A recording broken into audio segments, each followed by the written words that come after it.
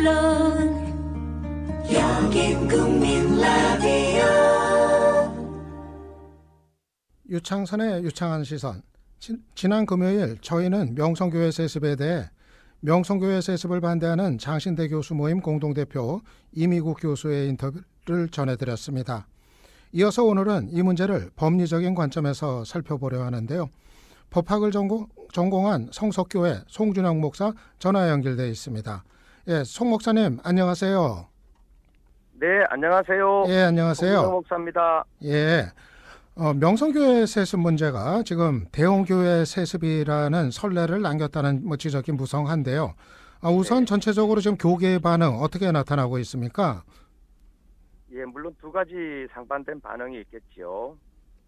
친명성 측 반응은 다행이다. 그러면서도 환호할 정도로 좋아하지 못하는 것은 그들도 그 내용과 파장을 어느 정도는 알고 있기 때문이라고 생각합니다. 예. 반면에 친명성 측이 아닌 대부분의 사람들은 교단의 자정 능력이 상실된 것 아닌가 상당히 우려하면서 이제는 총회 각 부서가 아니라 직접 총회가 개입해야 되지 않느냐 하는 분들이 많이 있는 것 같습니다. 예. 그런데 좀 더 강경하게는 예. 자신과 교회가 교단을 탈퇴해야 되는 거 아닌가 고민하는 분들도 있다는 말이 들리고 있습니다. 예. 그런데 명성교회가 속한 교단의 헌법을 보면요. 은퇴하는 목회자의 자녀는 해당 교회의 담임 목사가 될 수 없다. 이렇게 돼 있는 거로 알고 있는데 실제로 그렇게 돼 있습니까? 그렇다면은 이 세습이 원천적으로 불가능한 거 아닌가요? 네, 내용은 비슷하긴 한데요. 헌법 조문에는 두 가지로 구분돼서 있습니다. 제1호에는 해당 교회에서 사임, 관로, 사직 또는 은퇴하는 위임, 관로, 담임 목사의 배우자 및 직계 비속과 그 직계 비속의 배우자. 그다음 2호에는 해당 교회 시무장로의 배우자 및 직계 비속과 그 직계 비속의 배우자를 후임 목사로 청빙할 수 없는 것으로 규정하고 있습니다. 예. 예, 그럴 경우 지금 어떻게 해석을 해야 됩니까? 이번 명성교회 경우는요. 예, 명성교회 경우는 은퇴하는이라고 돼 있기 때문에 은퇴한 목사는 이 법에 저촉되지 않는다 이렇게 주장을 하고 있습니다. 명성교회 측의 주장이 이제 그런 거네요. 은퇴하는, 네, 예. 은퇴한. 예. 참 그 차이가 이게 그렇게 크네요. 예. 그러면은 김삼환 목사는 김하나 목사한테 바로 그런 해석을 통해 가지고 세습을 할 수 있었던 건가요? 예, 그렇게 이제 주장을 했지요. 조금 전에 말씀드린 것처럼 교단 헌법에 은퇴하는 목사의 직계 비속 이렇게 되어 있기 때문에 은퇴한 목사는 이 법의 적용을 안 받는다. 그러니까 명성교회에서는 문제없는 청빙이다. 이런 주장을 했다는 거지요. 예. 그러면은 그 교단의 헌법 규정 그렇게 표현되어 있는 것도 그렇고 이런 거를 놓고 보면은 애당초부터 이 세습을 좀 조직적으로 기획했던 거 아닌가 이런 의심이 들기도 하는데요. 예. 근데 총회에서 이제 결의하는 과정에서 2013년에 총회 결의가 되고 2014년에 이제 공포하는 과정에서 하나가 없어진 게 있습니다. 지금 있는 1호, 2호 외에 3호라는 것이 있었는데 그때 그 규정에 은퇴한 위임, 관로, 담임 목사 및 장로의 경우에도 동일하게 적용된다라는 사망이 있었는데 예. 이것이 입법 과정에서 채택되지 않았습니다. 예. 그렇기 때문에 명성교회 측에서는 그러니까 은퇴한 목사는 적용 안 받는다 이렇게 주장을 하는데 사실은 그런 내용이 아니라는 거지요. 예. 왜냐하면 이 법이 결의될 2013년 당시에 이미 은퇴하신 분들은 이 법의 적용 대상에서 완전히 제외된다는 의미였고 제정 이후에 은퇴하는 목사들은 이 법의 적용을 받는다는 의미였다는 것입니다. 왜냐하면 교단 헌법을 해석하면서 해석하는 그때 은퇴하는 목사는 안 되지만 은퇴한 목사는 된다고 한다면 누구나 대물림을 원하는 사람은 자신이 원하는 다음날 은퇴한 다음 날부터는 은퇴했기 때문에 예. 대물림이 가능하다는 말로 해석이 되지요. 그렇게 되면 대물림 금지하기 위하여 적용한 법이 완전히 죽은 법이 되는 거죠.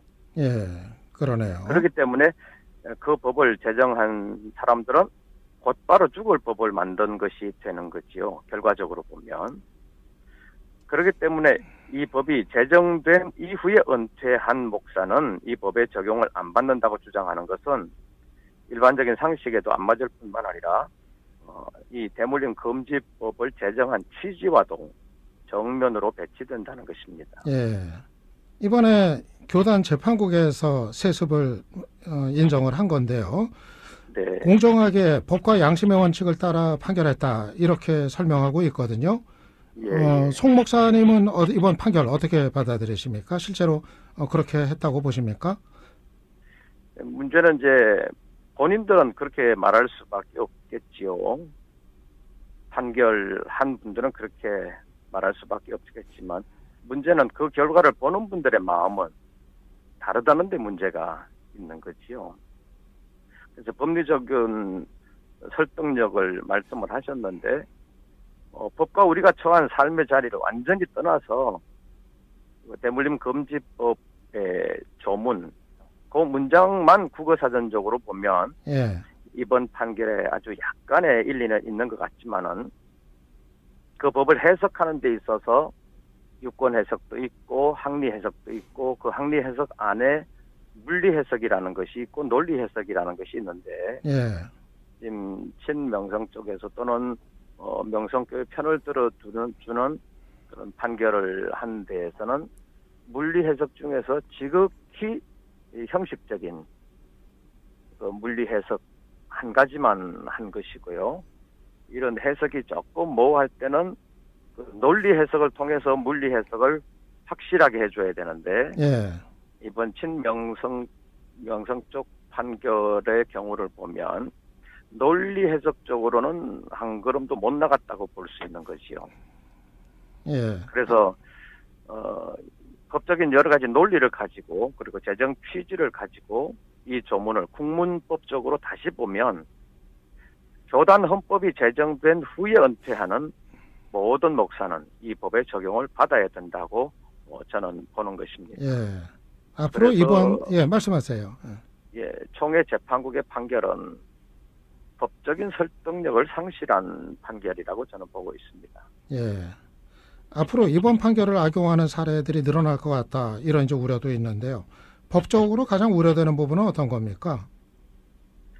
네, 이번 판결을 가지고 악용하는 사람들이 많지는 않겠지만 있을 수도 있겠지요. 자정 능력을 상실한 개인이나 교회라면요.